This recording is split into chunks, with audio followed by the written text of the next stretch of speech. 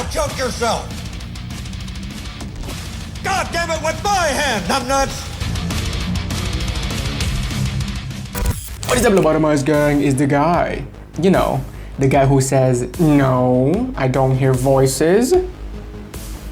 Shut up.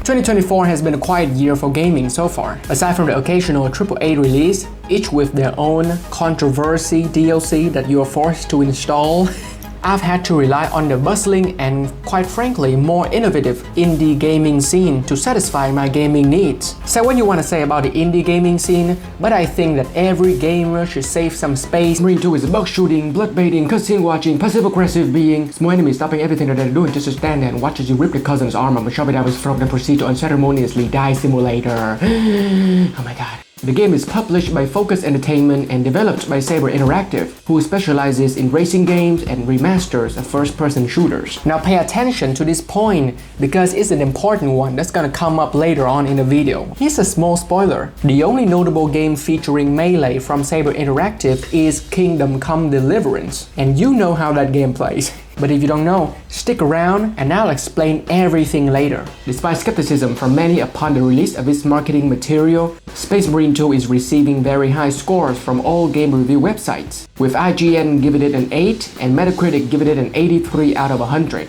You know, the usual score for any AAA game with flashy looking graphics nowadays. But here's my question. Does the game deserve that score? Does it do enough to justify the 14 years wait and the $70 price tag? Well, relax, grab a drink and some snacks. Even though I don't think you need any. Because you're already a snack, aren't you? A few weeks ago, I replayed and reviewed the first Space Marine game, which you can watch right over here. So maybe that explains the uncanny sense of deja vu lingering around like body odor at an anime convention. If you play both games, tell me if this sounds familiar, okay? You play as Titus, a battle-hardened squad leader with unorthodox tactics that make your team suspicious of your intentions. You secure an orbital cannon with the help of a tough, fairly attractive military lady who provides support for a few missions, then disappears when the story doesn't need her anymore. The plot revolves around an artifact which can be used to power a mysterious device that holds immeasurable power, which turns out to be chaos magic. The guy who you were supposed to be assisting had been manipulated by a chaos guy commanding an army of evil space marines, but this time with a different paint job. And you even have the bad guy with the same fucking haircut who is suspiciously vague about planet-destroying technology when you ask him about it. Hey! What? Approach.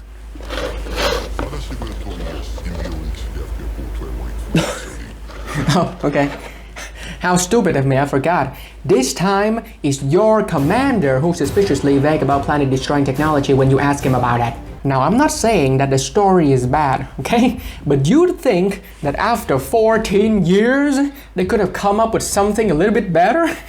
You know, just to spice things up a little. Just take one of the million Warhammer 40k books that come out each year and make a video game about it. Hear me out. A dating simulator. Where the Space Marines don't have to hide their true feelings for each other anymore.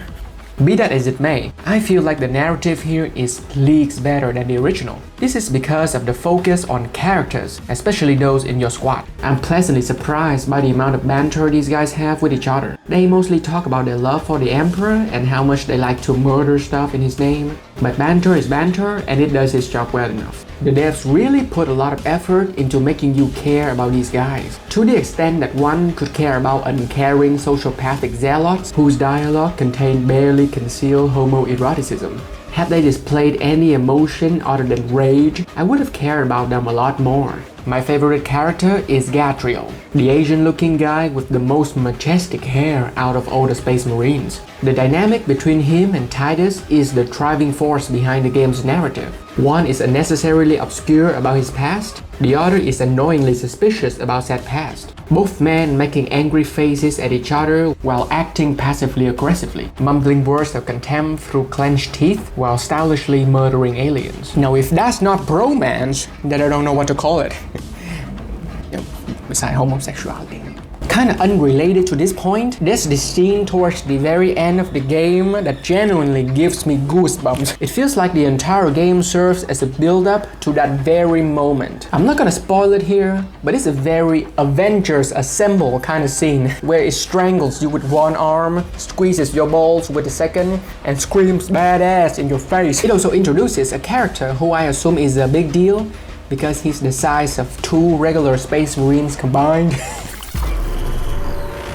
Now this is where the fun begins and ends abruptly halfway through the game. According to my research, Saber Interactive is in America and Europe, and I am in Asia. Geographically, these locations are very far apart. In addition, my YouTube channel is extremely small, so I am by all account a nobody, right? My existence shouldn't even matter to the devs at Saber Interactive. Wouldn't you say so? So can you explain to me why they hate my fucking gut? No, really. It's like somebody at Saber Interactive watched my Space Marine video and said, this guy in particular. In that video, I said that the devs should add more weapon types and let you carry more than 4 guns at a time. So guess how many guns that you can carry in this game? Just guess. 2 weapons? Dwa orужия? Dos armas. 2 weapons? 2. You'd think that with all this advanced technology, the Imperium could afford to equip their soldiers with a weapon strap. Just get a goddamn fridge magnet and stick it to your body, okay? You're already wearing a vending machine as armor. Think about it. Carrying more weapons means you can have different combinations of enemy types. This would spice things up significantly. Just like you can spice up your life by hitting that subscribe button, then turn on the notification bell to not miss my videos in the future. Imagine switching to the last gun to deal with enemies shooting you from afar, dodge the big boy's attacks and stun it with a grenade launcher, use the flamethrower for the small enemies, then finish off the big one with a shotgun blast and then execution. Instead, you either have a small group of weak enemies with 1 or 2 big ones, or a large group of weak enemies with 4 motherfuckers shooting at you from the other side of the map. Oh shit, how could I forget? Or a large group of weak enemies with a flying one. Oh, the variety is suffocating. Fuck it, I'm not even gonna talk about it anymore. But wait, there's more! Remember earlier when I said the game was developed by Saber Interactive, a studio that specializes in racing games and first-person shooters? Well, it really shows here, because the melee combat takes a backseat of a particularly short bus, while the shooting bangs his girlfriend in a limousine. If you're coming to this game expecting drastic improvements to the melee, then you're looking in the wrong place. Somehow, by some miracle, I feel like the melee is actually worse in this game. Well, the actual mechanics remain basically the same, with the addition of the counter button, where one enemy from the entire swarm pulls a giant neon sign out of his ass, then jumps into your lovingly open arms and chokes itself to death. I'm serious, the way the parry is programmed makes it feel like you're using the force to pull enemies towards you. But that's not why melee is worse. The dismemberment, absurd amounts of gore, and your badass execution make it look effortlessly awesome. Executions regenerate your shield instead of your health this time around, which is a welcome change. I'm just glad they had a chance to implement it, with all the time spent sculpting Titus's ass cheeks. Who knows, another 14 years and they might be able to add a new gameplay mechanic. As opposed to the first game, you're invulnerable during executions. This means you can abandon all caution and dive headfirst into a stunned enemy to execute it, while the small ones stand there waiting patiently like good little boys waiting for permission from their parents, who is currently getting their wrist bone jammed into their eye sockets. No, the melee combat is worse not because of the reasons above. It's the fact that they butchered the of the chainsword, your only melee weapon for half the game, excluding the knife. I mean, here's a comparison.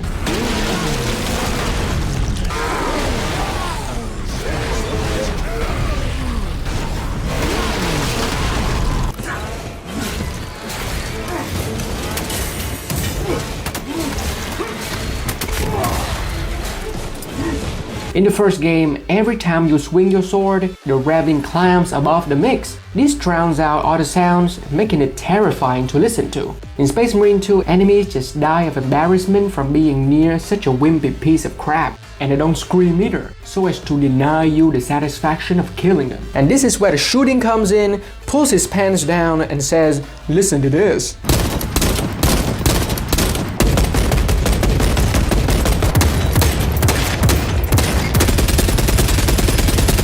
The shooting sounds terrific. They say Space Marine bolters are supposed to shoot mini rockets the size of Red Bull cans, and I believe them listening to this. I could almost feel the recoil from the sound of these weapons alone. So if you prefer the range combat aspect of the Warhammer 40k universe, then you're gonna have a lot of fun shooting guns in this game. And you're gonna be doing a lot of that during the 7 to 8 hour campaign. It's not that long, but I feel like it's just enough to not outstay its welcome. Another hour and I perform an execution on myself to escape from these hold your position objectives. I swear to God, there is one mission on Avarax that's just hold your position the mission. You run to one position, you hold it, then go to another position and proceed to hold it. Oh, but this time it's on an elevator. And then, guess what? Guess what? I'll let you choose, okay? Voting time. Is it A, hold your position, B, Hold your position. or C, Hold your position, brother. I'm coming. I'll give you a little time to guess, okay? Okay? If you chose C, then congratulations! Press the like button, then get the f*** out of my f***ing video! Because the answer is D! Hold your position, but this time it's in the blue zone! At least you get to listen to the dialogue when you're holding your position. This gives you a chance to appreciate the solid voice acting. These guys being murderous beef golems injected with rhinoceros semen, don't go in expecting Macbeth levels of emotion. But the actors do a very good job at delivering these macho manly man lines. Especially Clive Standen, who plays Titus. You can see there's a lot of contained aggression behind his voice. He's holding back a lot of the time, especially when speaking to his squad mates, but you can tell that he's ready to explode if you just push him a little further. He's definitely angrier though, which is a departure from the Mark Strong version from the first Space Marine, whose Titus is more calm and level-headed, whereas he's more confrontational in this game. I prefer this version as it is more in line with the image of the Space Marine in my head. You can't exactly be calm and collective with all that space steroids running through your veins. Then again, I'm not that familiar with the Warhammer 40k universe because I bathe more than once a month. So, comment down below what's your favorite faction? Mine would be the Dark Elves and Slanesh because boobies, duh. Epic is the only word I can use to describe this game. It's actually mind-blowing what they have managed to achieve in this game. Graphically speaking, this game is frankly jaw-dropping to look at. You can literally see where all the money and development time went. Levels truly feel like battlefields. I mean, just look at this. Not only is the carnage where you're shooting at, it's almost always present in the background. This brings an unprecedented sense of scale to this game that takes it to the next level. There are honestly too many visually stunning scenes to list out. I don't know what kind of black magic the devs performed or how many virgins they had to sacrifice in order to have this number of enemies on screen at one time. But I know that it's more than worth it, because nothing says badass more than witnessing a literal tide of aliens converging on your location than cleaving your way through them with glorious violence. This is what you're gonna be playing the game for. Not the decadal gameplay or the Dora the Explorer level storytelling, but for the spectacle of pure unfiltered badassery. The game puts everything it has into looking as big and as awesome as possible, and it does so to a great degree of success. This is exactly the reason why Space Marine 2 is the definitive Warhammer 40k game. It is everything you imagine the universe to look like manifested in video game form. The game might not be the best, but it is the best at what it does. In line with Saber Interactive traditions, Space Marine 2 feels more like Space Marine 1 remastered, but with its highly enjoyable gameplay and stunning visual, the game is more than worth your while. Or just do the sensible thing and wait until the game is complete after all the DLCs are released and you can pick it up for 70% off.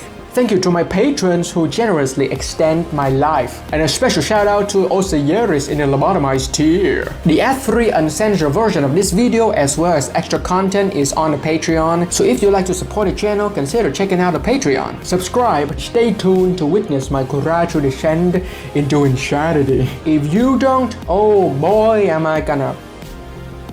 you know, gonna...